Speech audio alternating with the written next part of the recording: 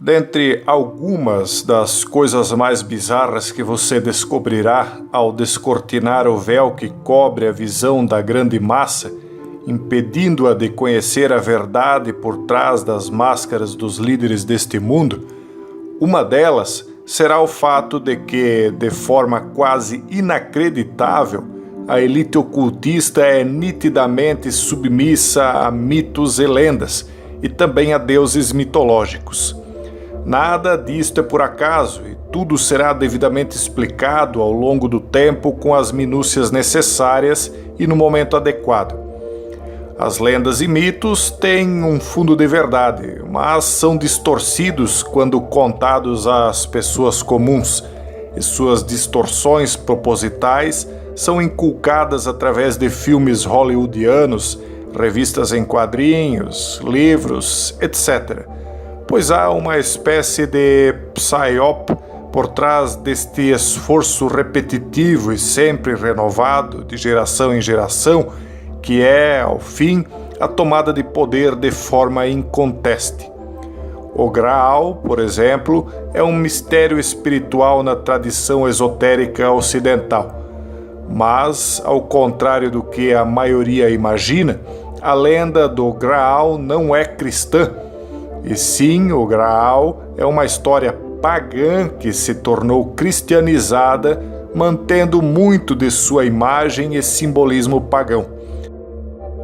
O Graal é, segundo a visão da elite ocultista, uma porta de entrada para o paraíso, um ponto de contato com um reino sobrenatural e espiritual.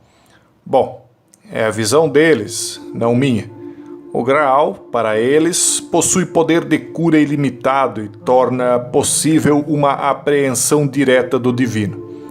Como imagem pagã, o Graal é uma taça de regeneração, o vaso em que a vida do mundo é preservada e que simboliza o corpo da deusa ou grande mãe.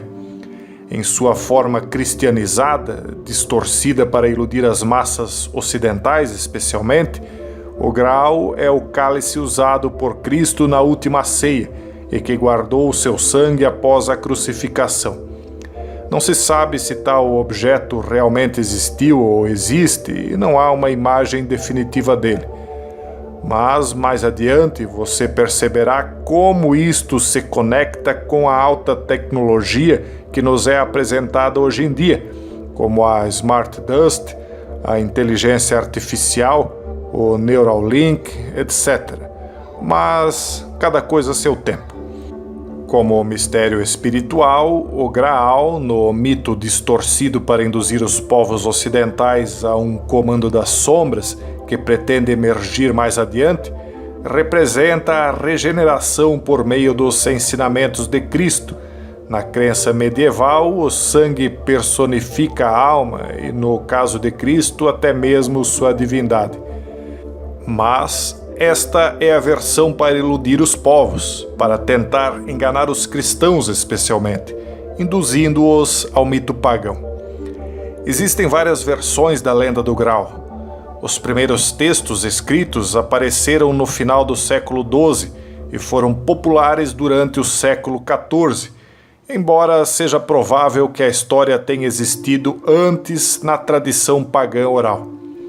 Um relato atribuído ao bardo celta do século VI, Taliesin, mas aparecendo 400 anos depois de sua vida, fala de um caldeirão mágico em Anvan, o outro mundo. O caldeirão, guardado por 9 donzelas, é procurado pelos homens do rei Arthur. À medida que as versões da história central proliferaram, elementos da mitologia clássica e celta, a iconografia cristã, poesia árabe e ensinamentos de sufitagem foram incorporados. O Graal foi identificado pela primeira vez com a Última Ceia por volta de 1190. O Graal nunca foi totalmente aceito nos apócrifos católicos, mas nem foi negado nem rotulado como herético.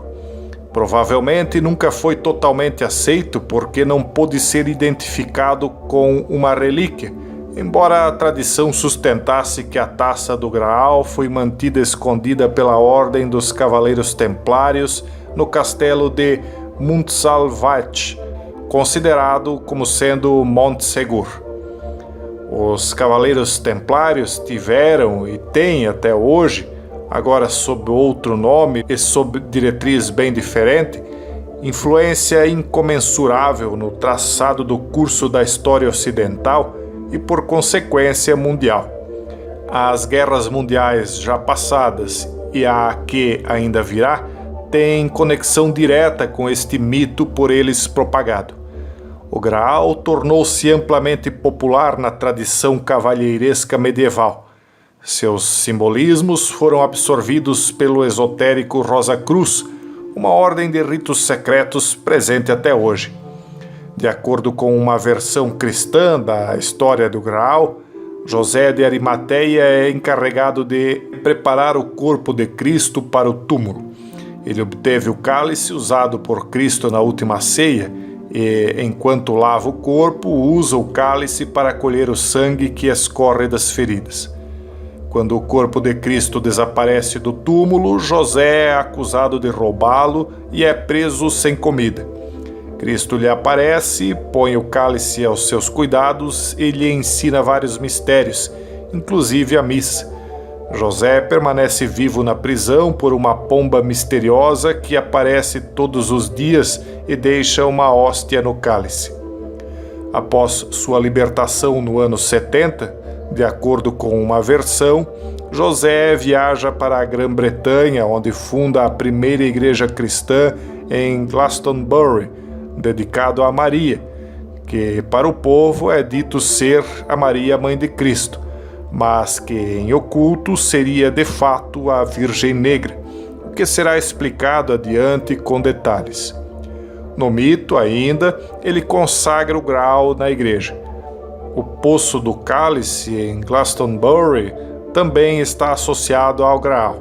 Suas águas minerais e ferrosas foram consideradas uma fonte sagrada de cura. Em outra versão, José passa o Graal para Bron, o marido de sua irmã, que se torna o pescador rico quando alimenta muitos do copo com um único peixe. O grupo então vai para Avaron, que se imagina ser Avalon, considerado o outro mundo na tradição dos mitos arturianos, e lá esperam por um novo guardião do Graal. O Graal estaria localizado em um templo de Montsalvat, a Montanha da Salvação. Seria guardado por uma ordem dos Cavaleiros do Graal. O guardião do Graal, que é rei, é ferido nas coxas ou genitais por uma lança, associado aos ferimentos da lança de Cristo, a lança do destino de Longino.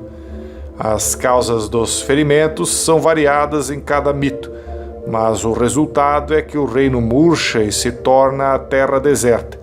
Ela só pode ser restaurada quando a saúde do rei for restaurada, um motivo comum sempre presente no folclore e nos contos de fadas. Então começam as buscas arturianas pelo Graal. No Pentecostes, o Graal aparece flutuando em um raio de sol para os Cavaleiros da Távola Redonda, que prometem encontrá-lo. As missões são iniciações. Galahad, o puro, Percival, o tolo, e Bors, o humilde, são os únicos cavaleiros a encontrar o Graal. Lancelot, manchado por seu amor impuro pela rainha Guinevere, falha. Percival encontra o rei ferido e faz a pergunta ritual que pode curá-lo: a quem o Graal serve? A resposta não é dada, mas é ao rei. Percival responde corretamente. O rei cura e tem permissão para matar, e a terra deserta é restaurada. Os três cavaleiros então viajam para o leste, para Sarras, a cidade celestial, onde eles celebram os mistérios do Graal e uma missa é rezada usando o Graal. Galahad morre em santidade e o Graal sobe aos céus. Percival assume o lugar do rei e Bors retorna a Camelot. mas se engana quem crê que esta lenda é originada inicialmente na Europa.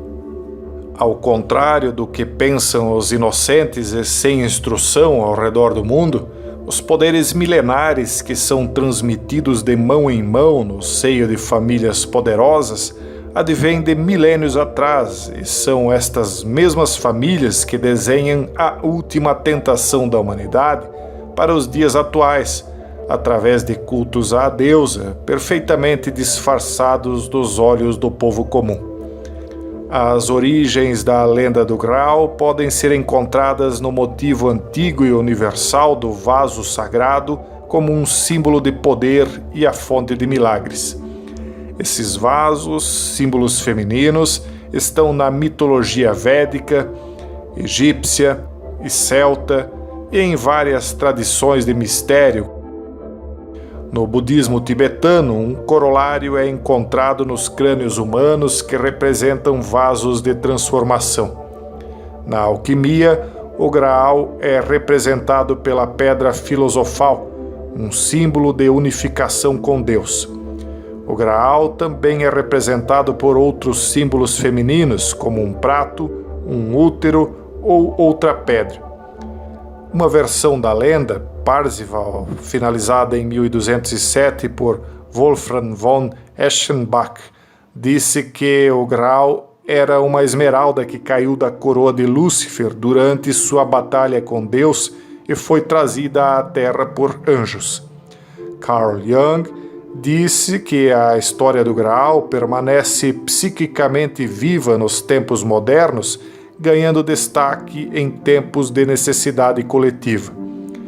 Este e importantíssimos outros mitos que você conhecerá, por incrível que lhe possa parecer agora, são mitos em torno dos quais gira o poder mundial. A busca do Graal é uma busca pela verdade, mas a verdade deste mundo, e também uma busca pelo poder, mas um poder transitório que busca ingenuamente substituir o poder eterno e pode ser visto como um paradigma da jornada espiritual moderna para restaurar a terra deserta em que vivemos e reimplantar um paraíso perdido, nem que seja na marra e abaixo da força do braço e da inteligência humana. Algo que, conforme você verá, não tem a mínima chance de dar certo. Existem muitos caminhos que os homens poderosos traçaram para o Graal, mas veremos mais sobre isto adiante. Um forte abraço e até o próximo vídeo, se Deus quiser.